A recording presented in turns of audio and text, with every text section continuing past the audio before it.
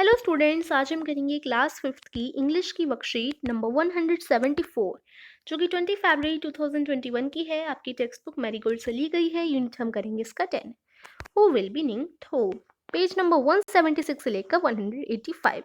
बच्चों, ये chapter hope आप लोगों ने पढ़ लिया होगा, लेकिन अगर आपको इस चैप्टर में कुछ भी समझ नहीं आया या आपने ये चैप्टर नहीं पढ़ा तो आप कमेंट में मुझसे बोलिएगा, मैं इस चैप्टर की वीडियो अलग से बना दूंगी। ठीक है। इस वर्कशीट को स्टार्ट करने से पहले जिन्होंने अभी तक मेरे चैनल को सब्सक्राइब नहीं किया है तो कर लीजिए बच्चों, और बेल आइकन भी दबा दीजिए जिससे सबसे पहले न्यू वीडियो का नोटिफिकेशन आप लोगों के पास ही पहुंच सके। तो चलिए हम शुरू करते हैं आज की वर्कशीट। गुड मॉर्निंग स्टूडेंट, शुभ प्रभात बच्चों। You must be learning a lot of new things from your surroundings. उम्मीद है आप सब काफ़ी चीज़ें सीख रहे होंगे अपने आसपास से। In the story Who Will Be Named Who, the king held a competition to decide the future king. तो ये जो चैप्टर है हु विल बी निंग्ड हु, इसमें जो राजा था उसने कंपटीशन रखा था जो आगे का राजा बनेगा उसके लिए। ये जो चैप्टर है इसकी कुछ लाइंस तो हमने पिछली इंग्लिश की वर्कशीट में पढ़ी थी।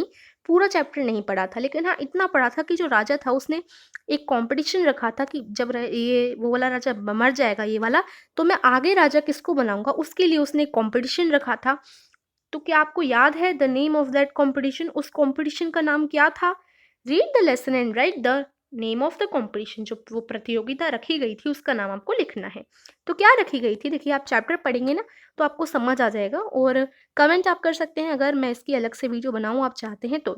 ठीक है, तो देखो क्या था उस कंपटीशन का नाम? Horse riding. जो राजा ने रखा था competition who will be named who वाले चैप्टर में, उसका नाम था हॉर्स राइडिंग। ठीक है, घोड़े सवारी। तो चलिए अब हम करते हैं आगे। During the competition the people of Kangleipak cheered all the participants by shouting some words to encourage them। तो जब वो चल रहा था, प्रतियोगिता चल रही थी, तो जो उस स्टेट के लोग थे, कांगलेपक के लोग थे, वो क्या कर रहे थे? वो सारे चिल्ला रहे थे।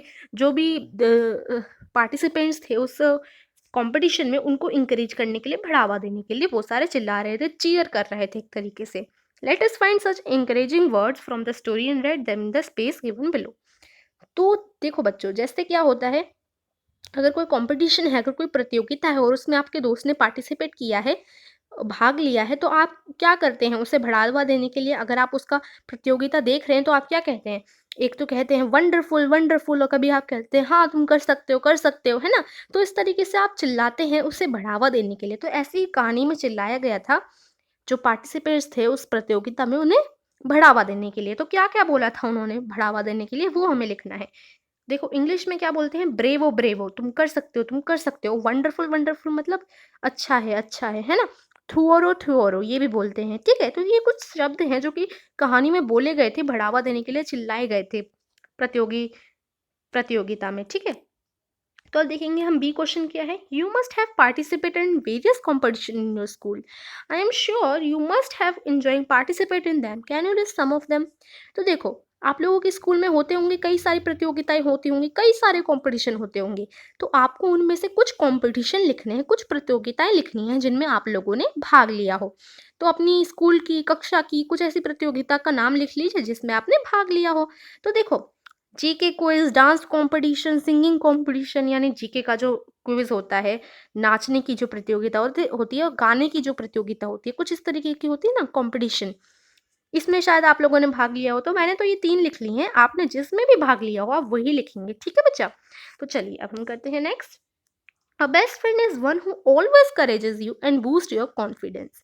एक सच्चा दोस्त, एक बेस्ट फ्रेंड कौन होता है? जो हमेशा आपको बढ़ावा देता है और हमेशा हमेशा आपका जो कॉन्फिडेंस होता है उसे बढ़ाता है। Today let's write a few lines about your best friend in the space given below. तो आपका भी कोई सच्चा मित्र होगा, आपका भी तो कोई बेस्ट फ्रेंड होगा ना, अपनी स्कूल में होगा, अपनी क्लास में होगा, या आपके आसपास का कोई भी हो सकता है ना? तो आप उसके बारे में कुछ आपको पंक्तियां लिखनी है। You can write about his her likes and dislikes, your favorite time spent together, your favorite memories and lots more. You can start like this। तो देखो क्या करना है, आप क्या कर सकते हैं? उसकी अच्छाई बता सकते हैं, और जो जो आप काम उसके साथ करते हैं, और आपकी कुछ यादें बता सकते हैं, और बहुत सारी चीज़ें आप बता सकते हैं अपने दोस्त के बारे में। ठीक है, तो यहाँ क्या करना है, अपने दोस्त का आपको पिक्चर लगाना है। पेस्ट और draw picture of your best friend, या तो आप ड्रॉ कर लीजिए पेंसिल से, या आप चिपका दीजिए उसकी पिक्चर। ठीक है, यहाँ आप कर लेंगे ये काम। अब देखो यहाँ से आपको कुछ लाइन्स लिखनी है, जैसे कुछ तो लिखा हुआ है, जो रेड-रेड में लिखा है ना वो बच्चा मैंने लिखा है, और ये जो ब्लैक-ब्लैक में लिखा है ये इसमें ऑलरेडी लिखा हुआ है। Friendship is one of the greatest blessing.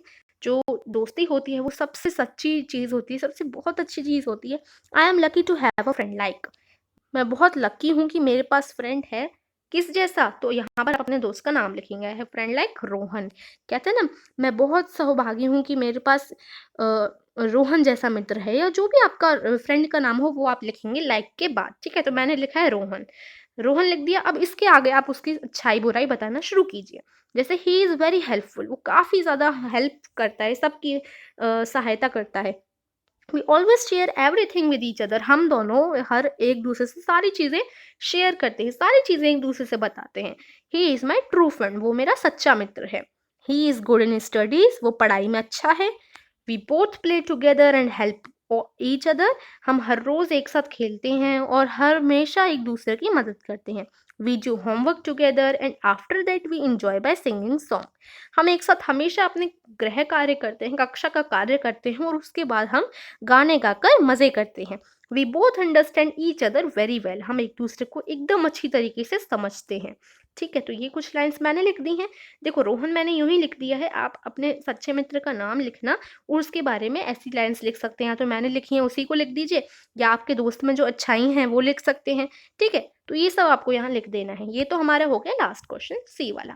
ठीक है, आज की वर्कशीट फिनिश होती है। Let's have some more fun by doing exercises given on the page number 139 of the English workbook.